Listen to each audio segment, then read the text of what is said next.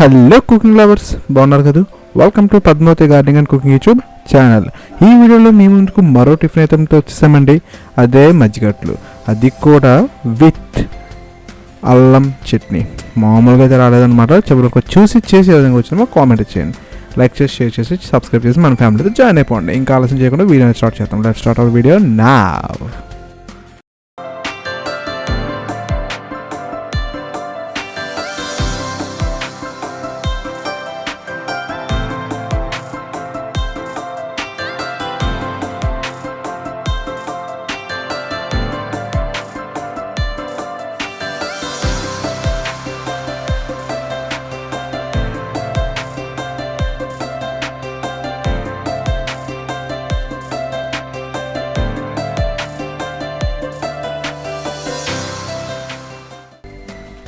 ఈ వీడియోలో మజ్జిగట్లు అల్లం చట్నీ చేయబోతున్నానండి.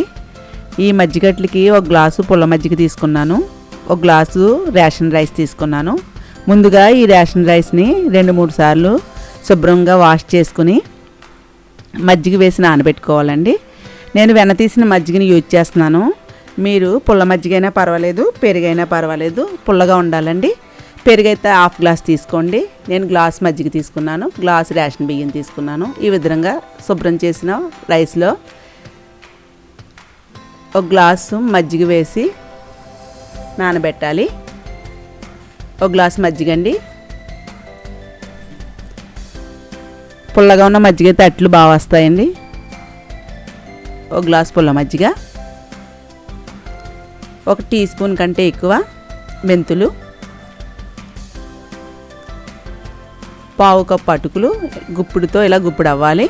ఒక గుప్పుడు అటుకులు వేస్తున్నానండి. ఒకసారి కలుపుకొని 4-5 గంటలు నానబెట్టుకోవాలి.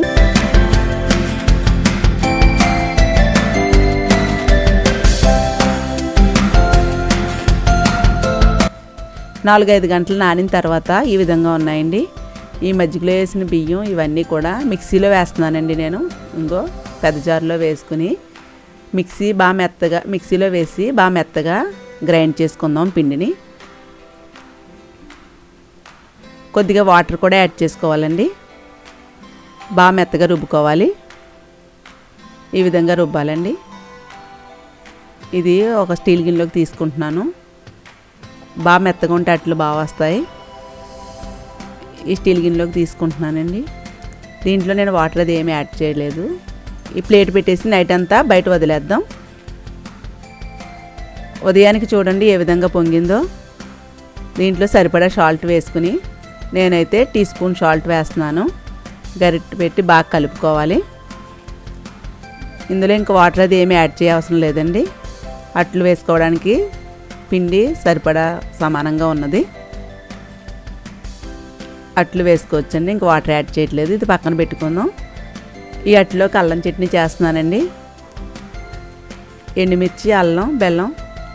ముందుగా నేను చింతపండు, చిన్న నిమ్మకాయంత చింతపండు వేడి నీటిలో నానబెడుతున్నానండి.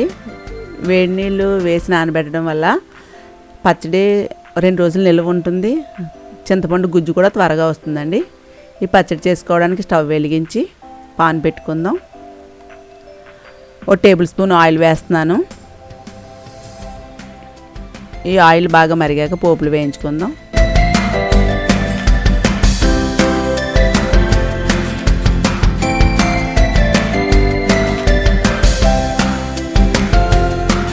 ఒక టేబుల్ స్పూన్ పచ్చిశనగపప్పు,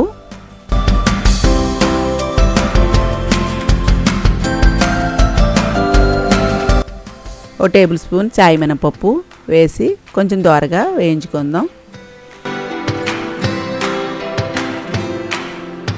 ఇందులో ఎండుమిర్చి చిదిమి వేసుకుంటున్నానండి. ఇవి కూడా కొద్దిగా వేయించుకుందాం.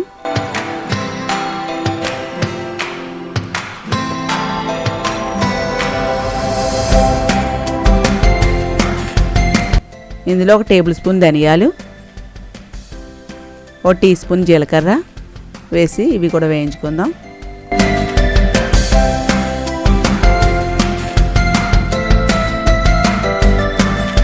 ఇందులో 6 వెల్లుల్లి రెబ్బలు, అల్లం ముక్క, 2 ఇంచుల అల్లం ముక్క అండి, చిన్న ముక్కల కింద కట్ చేశాను. ఇవి కూడా వేసి ఒకసారి వేయించుకుందాం.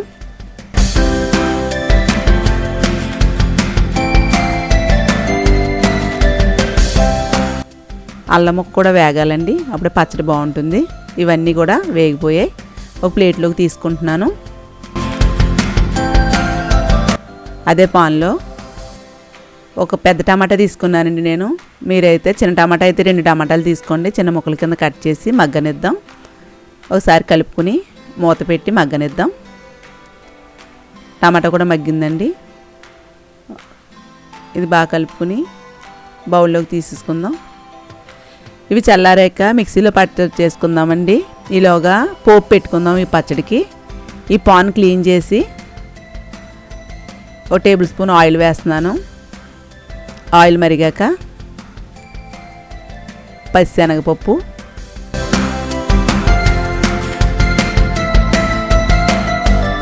½ టీ స్పూన్ తీసుకున్నానండి చాయ్ మినపప్పు. 2 కొంచెం దోరగా వేయించిన తర్వాత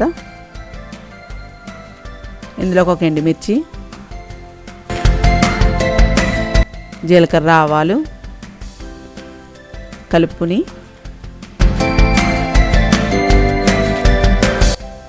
రెండు రెమ్మలు కరివేపాకు కూడా వేసుకుని ఇవన్నీ దోరగా వేగే వరకు వేయించుకుని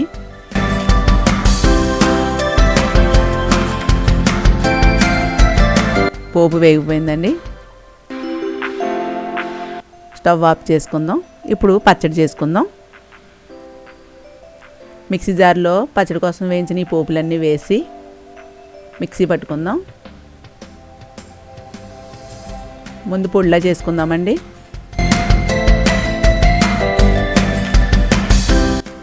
పొడి అయింది. ఇందులోకి మగ్గించిన టమాటా ముక్కలు, బెల్లం,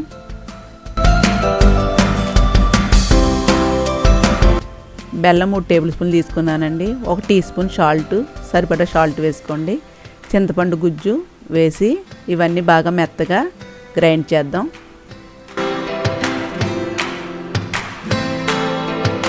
ఇదిగోండి ఈ విధంగా మిక్సీ పట్టుకోవాలి. ఇప్పుడు ఈ బౌల్లోకి పచ్చడి తీసుకుంటున్నాను.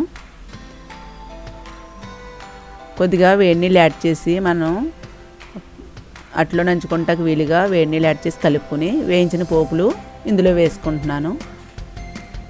పచ్చడి రెడీ అయిపోయిందండి. ఇప్పుడు అట్లు వేసుకుందాం. స్టవ్ వెలిగించి అట్ల పానం పెట్టి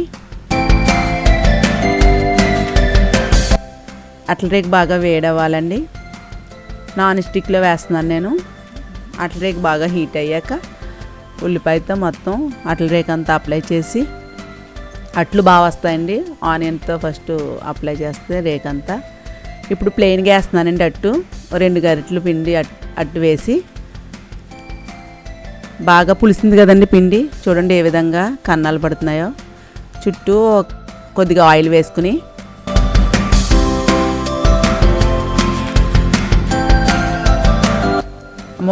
మూత పెడుతున్నానండి. ఇలా పెట్టడం వల్ల బాగా కుక్ అవుతుంది.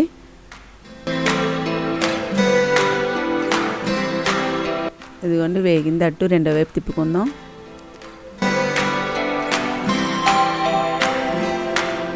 కొద్దిగా ఆయిల్ వేసి